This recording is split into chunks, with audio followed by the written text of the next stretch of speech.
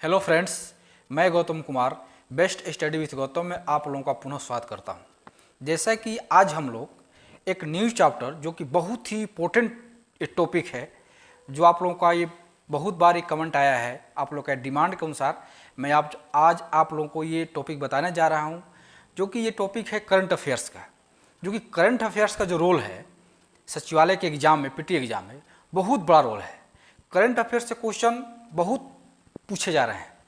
कहने का मतलब ये है कि जो भी एग्ज़ाम हुआ है सचिवालय का, चाहे CGL 1 हो, CGL 2 हो, दोनों भी एग्ज़ाम में करंट अफेयर्स बहुत मात्रा में पूछे गए हैं।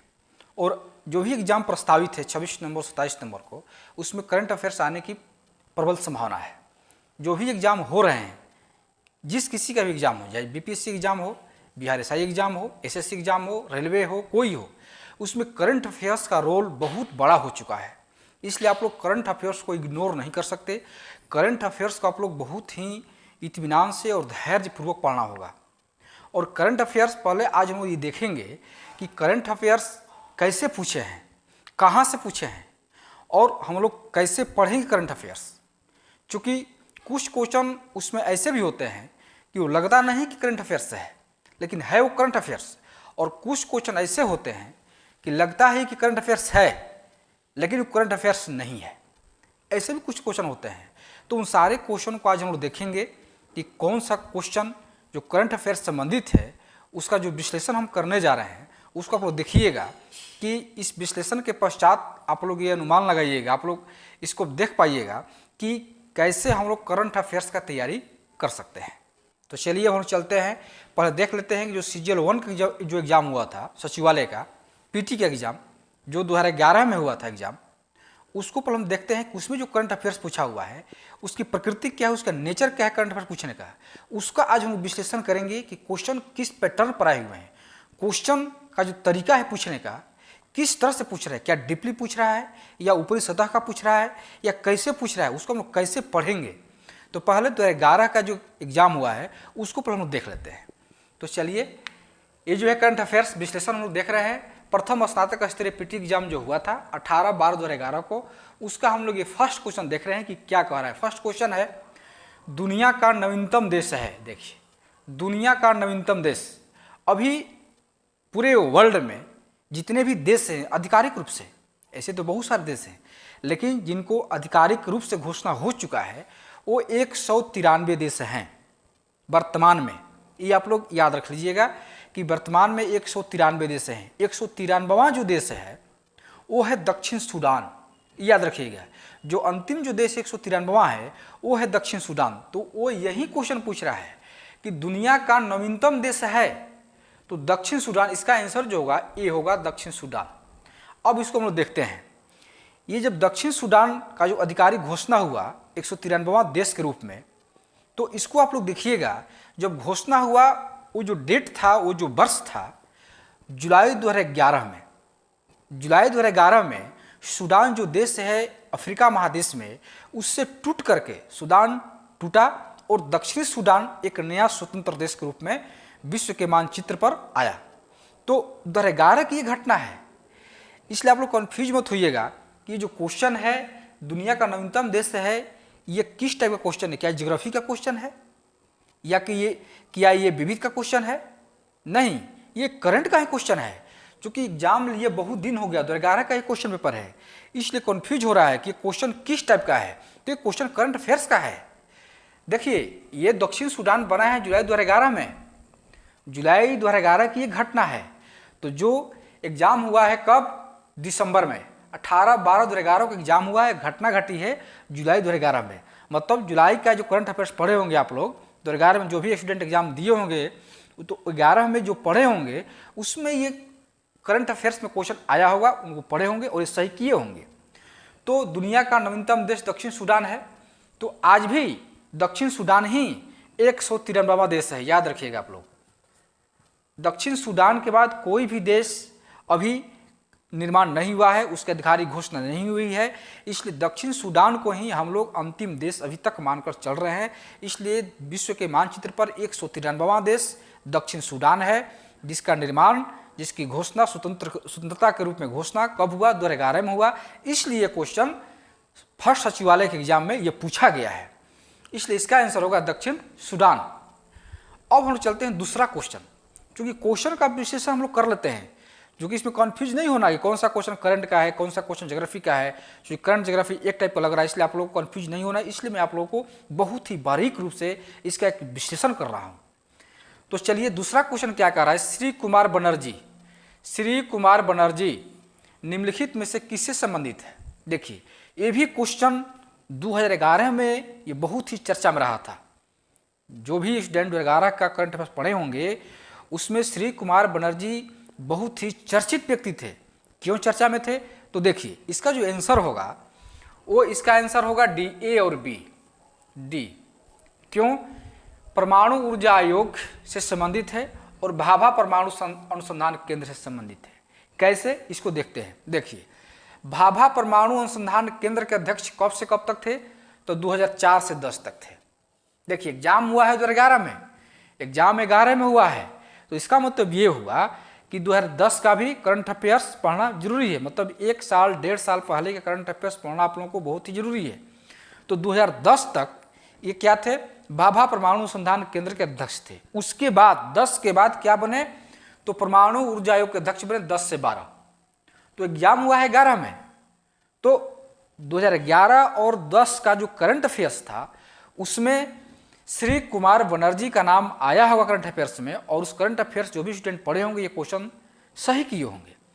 तो कहने का मतलब ये है कि श्री कुमार बनर्जी परमाणु ऊर्जा आयोग और भाभा परमाणु अनुसंधान केंद्र दोनों से संबंधित है, क्योंकि ये जो श्री कुमार बनर्जी हैं वो जो घटना घटा है 2011 में उससे संबंधित है। इस बात को आप लोग समझिए, 2011 में ही ये दोनों पद पर थे, 10 में रिटायर हुए भाभा अनुसंधान केंद्र से और परमाणु ऊर्जा आयोग के अध्यक्ष बने, और एग्जाम हुआ है 2011 में। इसलिए ये व्यक्ति बहुत ही इंपॉर्टेंट हुए, इसलिए क्वेश्चन पूछा गया है। अब इसी तरह से अगला क्वेश्चन देखते हैं। अगला क्वेश्चन है, श्री HR भारद्वाज राज्यपाल हैं, ये कर्नाटक के थे। ये कब से कब तक थे, 2009 से 14 तक थे। 2009 से 14 तक HR भारद्वाज कर्नाटक के राज्यपाल थे, और एग्जाम हुआ है 2011 में। तो 2011 में अगर करंट अफेयर्स जो भी स्टूडेंट पढ़े होंगे उसमें जो कर्नाटक के राज्यपाल का जो करंट अफेयर्स में आता है, राज्यपाल जो अभी भी आप लोग करंट में देखिएगा कि हर एक राज्य का राज्यपाल और उस राज्य के मुख्यमंत्री को आप लोग को याद करना पड़ेगा, जो कि इससे क्वेश्चन आता है किस राज्य के कौन से राज्यपाल हैं और किस राज्य के कौन से मुख्यमंत्री हैं। तो ये क्वेश्चन आता है, उसमें भी आया है और आगे भी इस तरह क्वेश्चन आते रहे हैं। तो उस समय के राज्यपाल कर्नाटक के थे, कौन थे, HR भारद्वाज। तो ये क्वेश्चन हुआ। अगला क्वेश्चन देखिए, चौथा क्वेश्चन कह रहा है कि 2014 के राष्ट्रमंडल खेल निम्नलिखित में से किस देश में आयोजित किए जाएंगे। 2014 एग्जाम हुआ 2011 में, पूछ रहा है 2014। चूंकि आप लोग करंट अफेयर्स पढ़ते होंगे, स्पीडी या टेरिया या कोई भी प्रतियोगिता दर्पण, सामान्य ज्ञान दर्पण, उसमें जब खेल से संबंधित जो भी समसामयिक घटनाक्रम आप लोग पढ़ते होंगे तो उसमें ये आप लोग जरूर पढ़ते होंगे कि जो वर्तमान में खेल हो रहे हैं वो कहाँ हो रहे हैं, जो पीछे बीत गए हैं वो खेल कहाँ हुए थे, और भविष्य में जो खेल होने वाले हैं वो किस देश में किस राज्य में होने वाले हैं। ये 3 चीज़ आप लोग जरूर पढ़ते होंगे। वर्तमान में कहाँ होने वाले हैं, जो पीछे हुआ वो कहाँ हुआ, और अगला खेल किस वर्ष कहाँ होने वाला है उसको आप लोग पढ़ते होंगे। तो ये जो था 2014 में, तो 14 में खेल कहाँ होने वाला है ये भविष्य पूछ रहा है, किसका, राष्ट्रमंडल खेल। तो राष्ट्रमंडल खेल हर एक 4 वर्ष पर होता है, ये आप लोग पता है। चूंकि राष्ट्रमंडल, इसमें और पॉइंट है, राष्ट्रमंडल खेल को और किस खेल के नाम से जानते हैं, तो कॉमनवेल्थ गेम के नाम से जानते हैं। ये आप लोग जानते होंगे, आप लोग राष्ट्रमंडल खेल कहिए या कॉमनवेल्थ गेम कहिए, बात सेम ही है। अब देखिए जो राष्ट्रमंडल खेल 2022 में होने वाला है, ये बर्मिंघम में होने वाला है, जो हो चुका है बर्मिंघम में। अब 2026 में जो होने वाला ऑस्ट्रेलिया में होने वाला है, ऑस्ट्रेलिया के विक्टोरिया प्रांत में 2026 में होने वाला है। और 2014 में जो हुआ था, ये हुआ था कहाँ पर, स्कॉटलैंड में। स्कॉटलैंड में ऑप्शन होगा सी सही। 2014 में क्या हुआ है, स्कॉटलैंड। 18 में हुआ होगा, फिर 22 में हुआ, फिर 26 में हुआ, फिर 30 में होगा, 14 के पहले 10 में हुआ होगा। तो एग्जाम हुआ है 11 में, तो 10 का भी पूछ सकता था, तो 10 का नहीं पूछा, तो 10 के बाद 14 में हुआ, 11 में थोड़े होगा, क्योंकि 4 वर्ष बाद होता है। तो 10 में हुआ, 10 के पहले 6 में हुआ, 6 के पहले 2 में हुआ, तो 4 वर्ष तो होता है, इसलिए 6 के बाद 10, 10 के बाद 14, तो 11 में जब एग्जाम हुआ तो या तो 2010 पूछता या 2014 पूछता, तो 2010 पूछा नहीं तो 2014 पूछ लिया। अब 2022 में एग्जाम होने वाला है तो या तो 2018 पूछेगा या 2026 पूछेगा। अगर राष्ट्रमंडल खेल पूछा तो अगर राष्ट्रमंडल खेल पूछेगा तो 2022 में हो रहा है एग्जाम, तो 2022 का पूछ लेगा बर्किंघम में, या 2018 का पूछेगा या 2026 का पूछेगा। तो इस तरह से आप लोग इसको बहुत ही बारीक से देखिए। कोई भी क्वेश्चन पूछ रहा है उसको आप लोग डीपली जाइए कि क्वेश्चन कैसे पूछ रहा है। 11 में एग्जाम हुआ तो उसके संदर्भ में देखिए, 11 में एग्जाम हुआ तो कब का क्वेश्चन पूछ रहा है। 11 में एग्जाम तो 14 का पूछा है, क्योंकि 14 में राष्ट्रमंडल खेल हुआ था, 12 में थोड़े हो सकता है, 13 में नहीं हो सकता है। 10 में हुआ होगा तो 10 का नहीं पूछा, 14 का पूछा। अब ये हुआ क्वेश्चन, इसका आंसर होगा स्कॉटलैंड। अब थोड़ा सा इसमें जीके है, उसको हम देख लेते हैं कि स्कॉटलैंड के बारे में समझते हैं कि स्कॉटलैंड है कहाँ, आखिर विश्व के मानचित्र पर स्कॉटलैंड है कहाँ। क्योंकि ये हम लोग थोड़ा सा करंट अफेयर से हट करके इसको हम लोग देखते हैं। तो आप लोग यूनाइटेड किंगडम का नाम सुने होंगे, जो कि यूके है, जो कि आप लोग कभी कभी नाम ब्रिटेन सुनते होंगे, इंग्लैंड सुनते होंगे, यूनाइटेड किंगडम सुनते होंगे। आखिर ये है क्या? तो देखिए, यूनाइटेड जो किंगडम है, जिसका नाम यूके भी कहते हैं, आप लोग जानते होंगे यूके, वो दो पार्ट में, ग्रेट ब्रिटेन और उत्तरी आयरलैंड, मतलब उत्तरी आयरलैंड और ग्रेट ब्रिटेन को मिला करके यूके का निर्माण हुआ। मतलब यूके में दो, कौन कौन? ग्रेट ब्रिटेन और उत्तरी आयरलैंड, दोनों को मिला देंगे तो यूके बनेगा। अब ग्रेट ब्रिटेन का 3 पार्ट है, कौन कौन? स्कॉटलैंड, वेल्स और इंग्लैंड। जो इंग्लैंड आप लोग सुनते होंगे इतिहास में, तो तीनों को मिलाकर के ग्रेट ब्रिटेन कहा जाता है। इसलिए इस बात पर कन्फ्यूज मत होइएगा कि स्कॉटलैंड क्या है, वेल्स क्या है, इंग्लैंड क्या है। ये एक शहर है जो कि स्कॉटलैंड यहाँ पर है, आंसर सी होगा। तो वहीं स्कॉटलैंड यहाँ पर है, इसलिए स्कॉटलैंड, वेल्स और इंग्लैंड को मिलाकर ग्रेट ब्रिटेन कहा जाता है, और ग्रेट ब्रिटेन उत्तरी आयरलैंड को मिलाकर के यूनाइटेड किंगडम कहा जाता है। तो ये था क्वेश्चन, प्रथम स्नातक स्तरीय पीटी का क्वेश्चन था, जो कि इतने क्वेश्चन पूछे गए हैं करंट अफेयर से।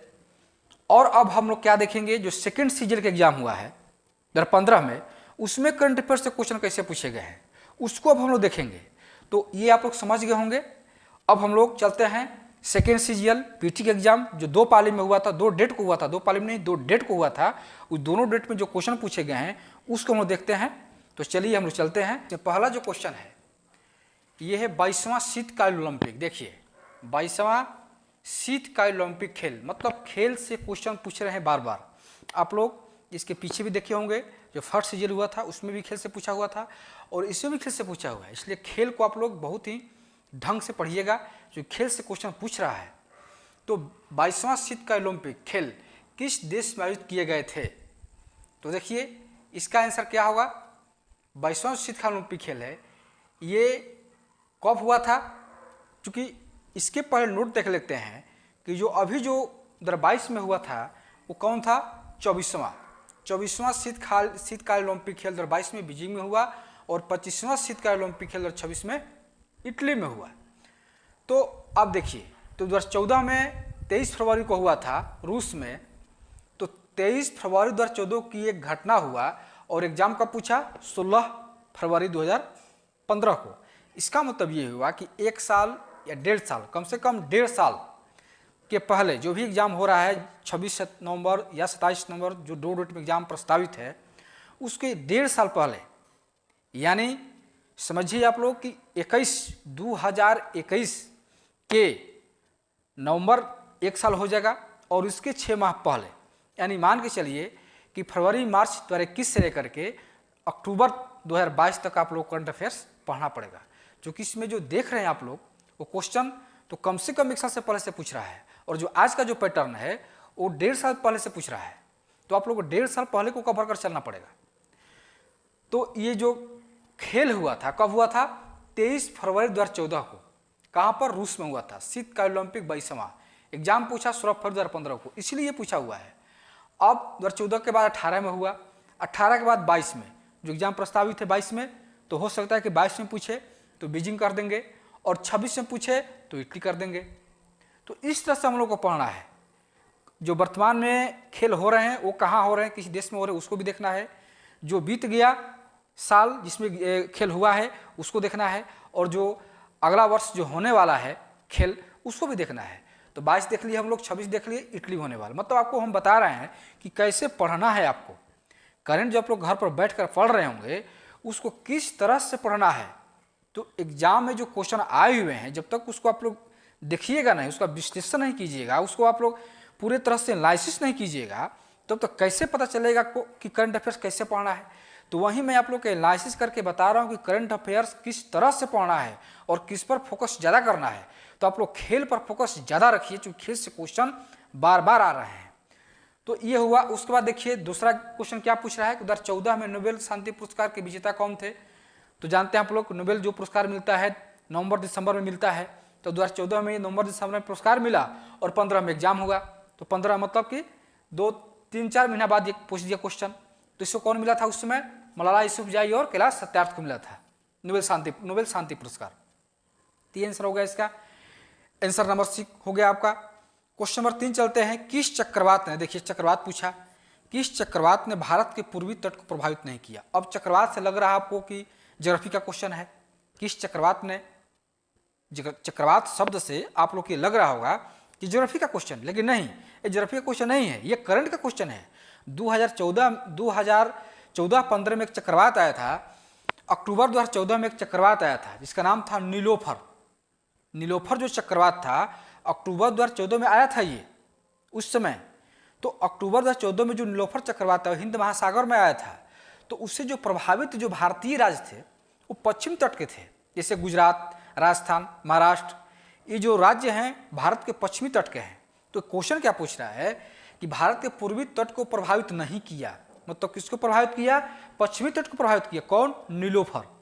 तो चूंकि इसलिए ये पूछा है कि अक्टूबर 2014 में ये आया था चक्रवात, इसलिए 2015 में क्वेश्चन पूछ चुका है। इसलिए चक्रवात देखकर आप लोग इस गलतफहमी में न रहिएगा कि ज्योग्राफी का क्वेश्चन है। ज्योग्राफी का क्वेश्चन नहीं है, ये करंट का क्वेश्चन है। अब हम चलते हैं अगले क्वेश्चन की तरफ। बहुत ही आसान क्वेश्चन। 2013-14 में रणजी ट्रॉफी किस टीम ने जीती। तो कर्नाटक ने, उस समय का जो रणजी ट्रॉफी जो खेल हुआ था 14 में, उसमें क्वेश्चन पूछा है और 15 में एग्जाम हुआ, इसलिए उसमें पूछ चुका है। तो देख रहे हैं आप लोग क्वेश्चन जो है खेल से कितना ज़्यादा पूछ रहा है। अब हम लोग चलते हैं, इसमें और भी क्वेश्चन है करंट का, बहुत सारा क्वेश्चन है जो कि मैं आप लोग को पैटर्न बता रहा हूँ। सारे क्वेश्चन को मैं नहीं विश्लेषण कर रहा हूँ, कुछ क्वेश्चन मैं लेकर के विश्लेषण कर रहा हूँ। सारे क्वेश्चन को विश्लेषण करेंगे तो वही है, इसलिए कुछ क्वेश्चन को विश्लेषण में करके दिखा रहा हूँ आप लोगों को कैसे आप लोग को पढ़ना है। पढ़ने का तरीका मैं यहाँ बता रहा हूँ कि किस तरह से आप लोगों को पढ़ते रहना है। अब देखिए कि 23 फरवरी 2015 का एग्जाम हुआ था, सेकेंड सीजन का जो सेकेंड पाली एग्जाम हुआ था 23 तारीख को हुआ था फरवरी में। उसका ये क्वेश्चन है, एक क्वेश्चन उसमें ये पूछा था कि Bhopal a prayer for rain, एक फिल्म आई थी उस समय 2014 में, फिल्म रिलीज हुई थी 5 दिसंबर 2014 को फिल्म रिलीज हुई और क्वेश्चन पूछा है 23 फरवरी को। देखिए 5 दिसंबर 2014 को ये फिल्म रिलीज हुई और ये क्वेश्चन पूछा है कब, 23 फरवरी को क्वेश्चन पूछा है। तो फिल्म क्या रिलीज हुई, उसका नाम क्या था कि Bhopal a prayer for rain, एक फिल्म है जो हाल में प्रदर्शित हुई, जो कि एक औद्योगिक दुर्घटना पर आधारित, जो आप जानते होंगे कि भोपाल में जो गैस रिसाव हुआ था मिथाइल आइसोसाइनेट से, वो जो एक औद्योगिक इकाई थी उसमें रिसाव हुआ था। तो उसी संबंधित एक फिल्म आई थी 2014 में, जो कि रिसाव कब हुआ था 1984 में। फिल्म कब आई, 2014 में।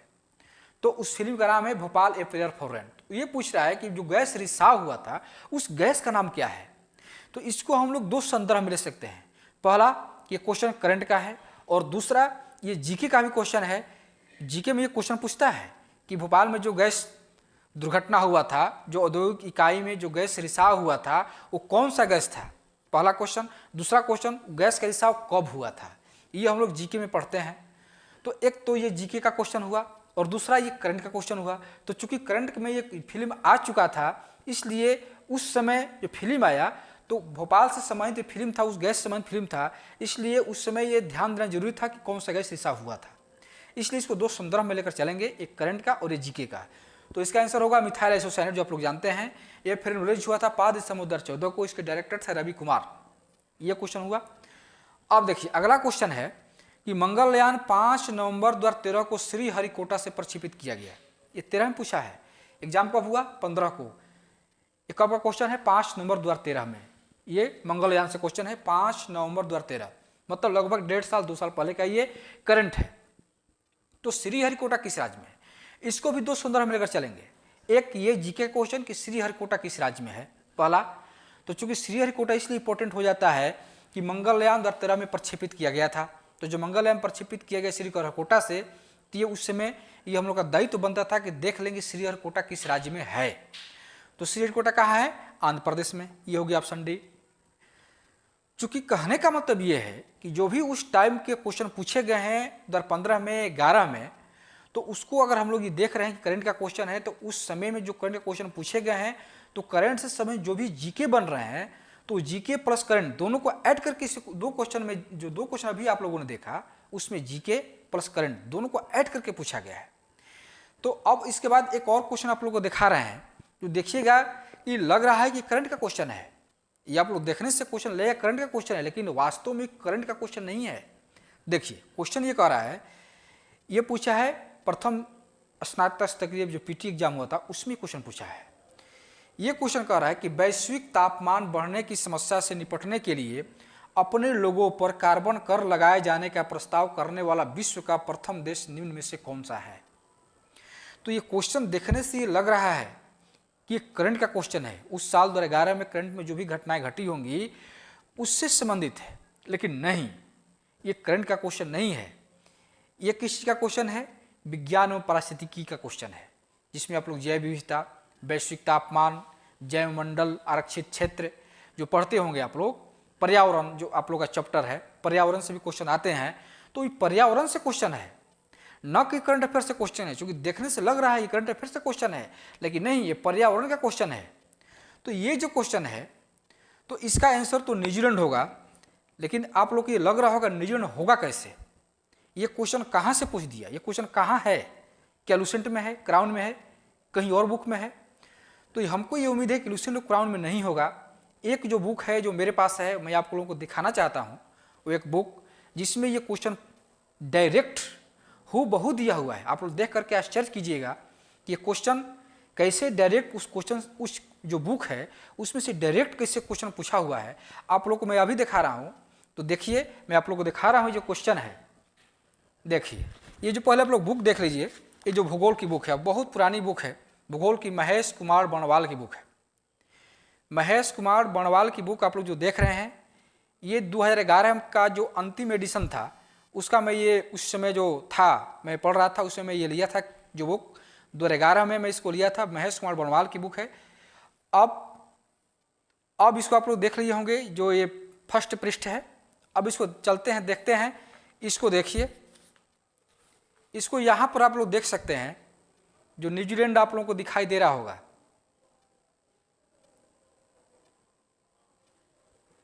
देखिए न्यूजीलैंड जहाँ पर पीले रंग से व्हाइटनर लगाया गया है, उसमें आप लोग देखिएगा न्यूजीलैंड लिखा होगा कि कार्बन टैक्स लगाने वाला जो न्यूजीलैंड पहला देश था, आप लोग दिख गया होगा। तो कहने का मतलब ये है कि क्वेश्चन कहीं अलग से नहीं आते हैं, क्वेश्चन बुक से ही आते हैं। हम लोग को ये पता नहीं चलता है कि कहाँ से क्वेश्चन पूछा। अब खोजिएगा आप लोग लूसेंट में, क्राउन में, या कहीं प्रैक्टिस सेट में, कहीं और, तो हो सकता है मिले, कहीं नहीं मिले। हमको तो उम्मीद है कि नहीं मिल पाएगा आप लोगों को। तो ये इस बुक में दिया हुआ है। मैं ये विश्लेषण कर रहा था, तो मेरी नज़र इस पर पड़ी, तो मैं सोचा कि ये जो क्वेश्चन है कहाँ से पूछा है। तो मेरे पास बुक था, उस बुक में देखा, ये क्वेश्चन उसी बुक से पूछा हुआ है। तो इसका आंसर होगा न्यूजीलैंड। तो मैं अभी आप लोगों को समझा रहा था कि कुछ क्वेश्चन ऐसे होते हैं कि लगता है करंट अफेयर्स का है, लेकिन नहीं है। कुछ ऐसे होते हैं कि लगता है करंट अफेयर्स नहीं है, लेकिन करंट अफेयर्स है। और जो डायरेक्ट पूछता है, जैसे 13-14 में रणजी ट्रॉफी, ये जो डायरेक्ट दिख रहा है करंट अफेयर्स क्वेश्चन है। तो जो डायरेक्ट दिख रहा है वो तो है, लेकिन जो इनडायरेक्ट भी है उसको भी हम लोग उसको देख रहे हैं। अभी हम लोगों ने देखा कि जो डायरेक्ट भी है, इनडायरेक्ट भी है करंट अफेयर, सारे का आज हम लोग एनालिसिस किए। 2015 का जो सेकेंड सीजीएल, 2011 का फर्स्ट सीजीएल। तो उम्मीद है कि आप लोगों को जो करंट अफेयर्स का जो आप लोग कर रहे थे, इसकी सर्विसेशन कर दीजिए, समझा दीजिए।